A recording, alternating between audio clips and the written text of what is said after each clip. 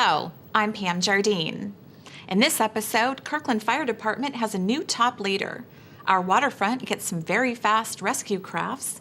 We'll see disaster preparedness Kirkland style and how to be safe on the 4th of July, all in this edition of Currently Kirkland. Kirkland's new fire chief, Joe Sanford, was sworn in on May 17, 2016. I, Joseph Sanford, do solemnly affirm I, Joseph Sanford, do solemnly affirm that I will faithfully and impartially perform the duties of fire chief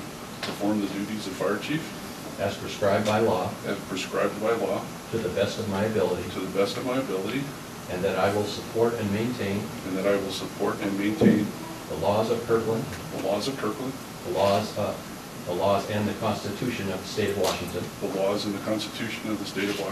and the United States. Congratulations, Chief. Thank you. Sanford has spent his entire career with the City of Kirkland.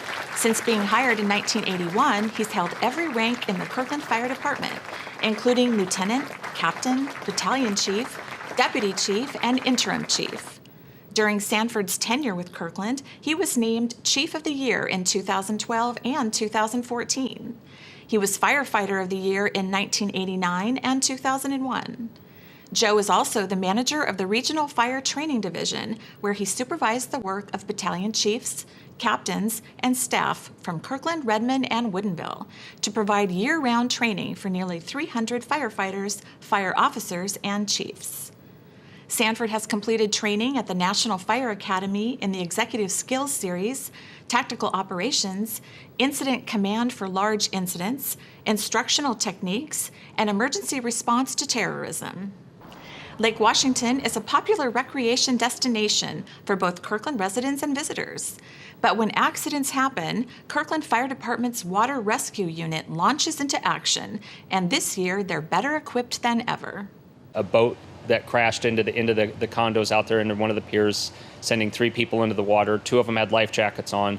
1 was swimming towards shore and didn't make it all the way to shore and was submerged. Kirkland firefighters practice rescue scenarios just like this one. We have mannequins hidden on the bottom, and then also one hidden underneath of the boat there they had to go out and find. And they were able to find the victims all in about 15 to 20 minutes time frame, which is incredible for finding 3 people, especially with one of them being on the bottom and 25 to 30 foot of water. As the variety of watercraft change, the kind of rescue response needed changes too. Paddleboarding's gotten a lot more popular all throughout the year.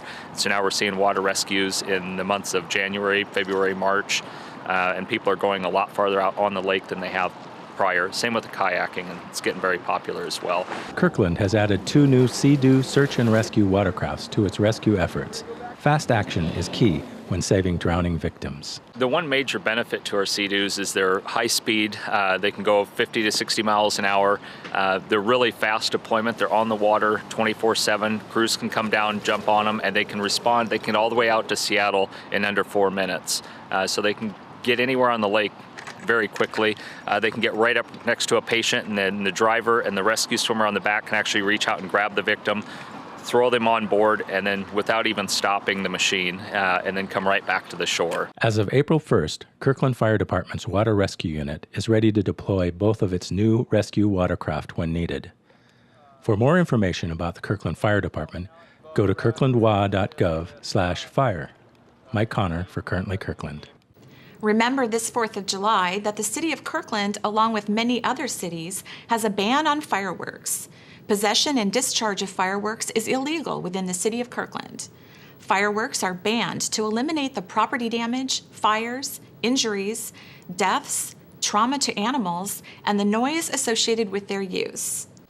Sparklers burn at 1800 degrees, and even they have caused accidental injury and death. Please help everyone enjoy the holiday, celebrate legally, obey the law, and be safe. To get your fireworks fill, Celebrate Kirkland will have a fireworks display at 10:15 p.m. on July 4th. Fireworks can be viewed from Marina Park and many other waterfront parks in Kirkland. Up next, see how Kirkland gets serious about being prepared. City of Kirkland staff and volunteers man duty stations in the city's new Emergency Operations Center for a week-long drill in the 2nd week of June. They responded to the effects of an earthquake disaster scenario called Cascadia Rising. We have had almost 150 city employees come through and play and learn emergency management operations down there. So we've had great technology use, we've had really good logistics support. We've learned that we have a lot of people with a lot of experience in City Hall, from people who have done ski patrol to people who are Coast Guard reservists. So we have an incredible group of trained people that we can rely on in City Hall. Patty Jean Hooper, manager of Kirkland's Office of Emergency Management, is looking for what we do well. And then we're looking at gaps. So we call it a gap analysis.